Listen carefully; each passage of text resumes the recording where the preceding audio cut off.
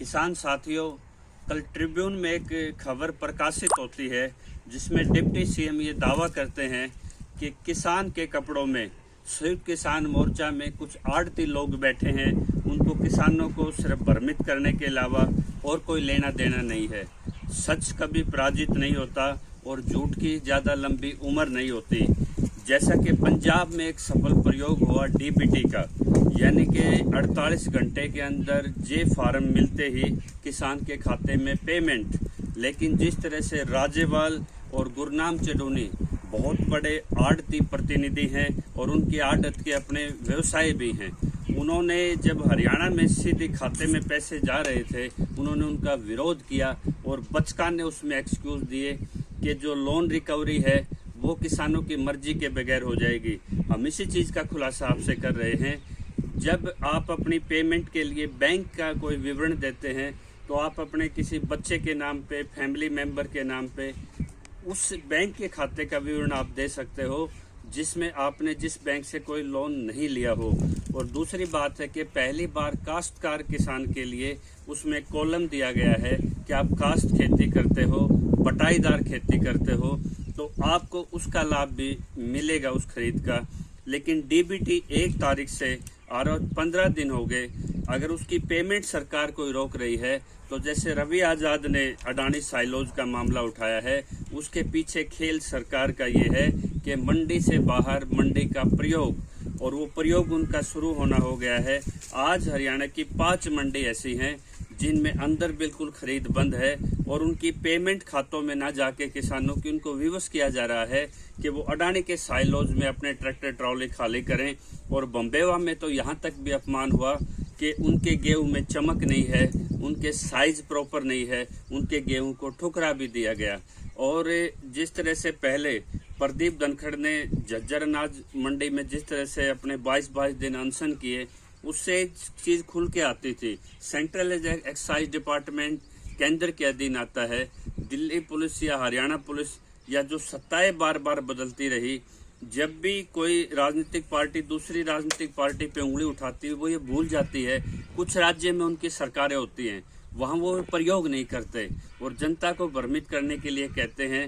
ये हम एक्सेप्ट करते हैं कि यही वो आड़ती वर्ग है जो 40%, 45% बल्क दूसरे राज्यों से सस्ता उठा के और सरकार से और पुलिस से, एक्साइज से मिलके वो पूरी भर्ती दिखाता था और कहता था कि आपकी फसल की खरीद हो चुकी है और फसल के लिए यहाँ पे आंकड़ा फुल हो चुका है।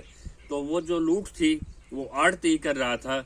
दादा छोटू राम ने मंडियाँ इसलिए नहीं बनाई थी कि आपकी गर्दन किसान की आड़ती के हाथ में हो, बल्कि किसान को आर्थिक आज़ादी के लिए बनाई थी। लेकिन जो मोदी सरकार इसी चीज़ का फायदा करके प्रचार में जुटी है कि जो दूसरे राज्यों से बल्क जगह जगह पकड़े जा रहे हैं, ये आज का अभ्यास नहीं है, ये 60-70 साल का निरंतर अभ्यास है।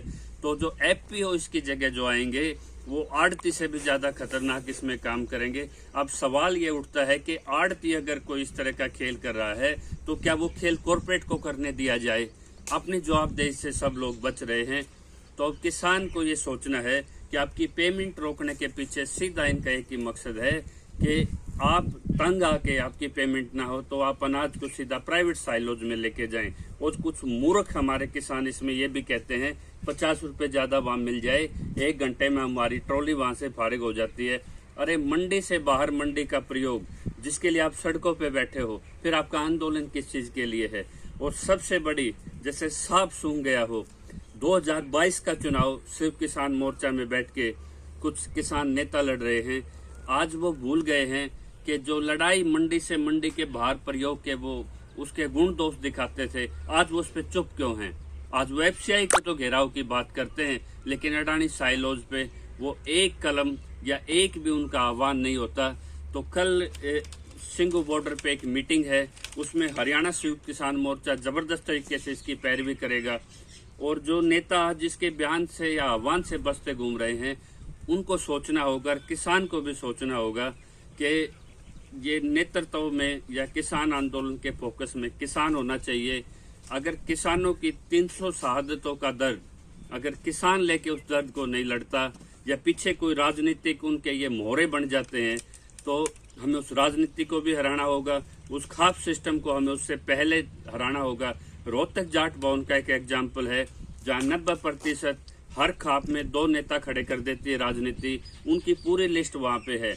जैसे बैंड बाजे वाले ड्रेस के साथ 8 घंटे में तैयार होते हैं, ऐसे ही किसी राजनेता के आह्वान पे, जैसे सोमवीर सांगवान ने आह्वान किया था, अभी वत्स ने सिरसा से ऐलान किया था कि भाजपा के शीर्ष नेताओं के माध्यम से हम इस चीज का हल निकालने जा रहे हैं।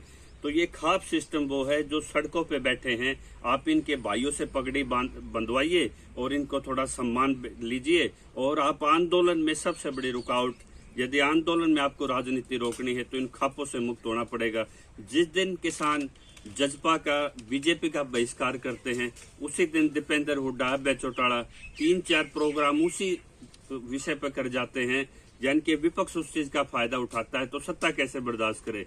तो किसान को इस सत्ता और विपक्ष की, इन दोनों को नकारना होगा, और खाप सिस्टम को ये कहना पड़ेगा, जिस खेड़े तपे में वो प्रधान है, जो सरकार के साथ या सरकार के षड्यंत्र में शामिल होता है, वहां सिर्फ एक गांव के आदमी को इकट्ठा होकर करना है कि हमें कोई चुनाव नहीं करना, आप मनोनीत सदस्य हैं, हम आपको तुरंत प्रभाव से बदलते हैं और आपकी जगह दूसरा कोई गणमान्य व्यक्ति उठाते हैं। जिस दिन हमने ये कर लिया, राजनीति को भी रोक पाएंगे और किसान नेतृत्व को भी धार दे पाएंगे। लेकिन प्राइवेट गोदामों में जाके आप अपना भविष्य और जो किसान आंदोलन को खत्म कर रहे हैं, रवि आजाद के इस आह्वान को सोचिए, और जरूरत पड़ी तो कैथल में एक किसान पंचायत या जींद में, जहां भी हरियाणा किसान मोर्चा तय करेगा, आपको एक बड़ा निर्णय लेना पड़ेगा। जो भी फसल खरीदो वो एफसीआई की हो, और एफसीआई अडानी के जो लॉजिस्टिक्स है, जो अवैध करार 2020 में था कानून बनने से पहले, उसको निरस्त करे, उसकी न्यायिक जांच करे। जय किसान।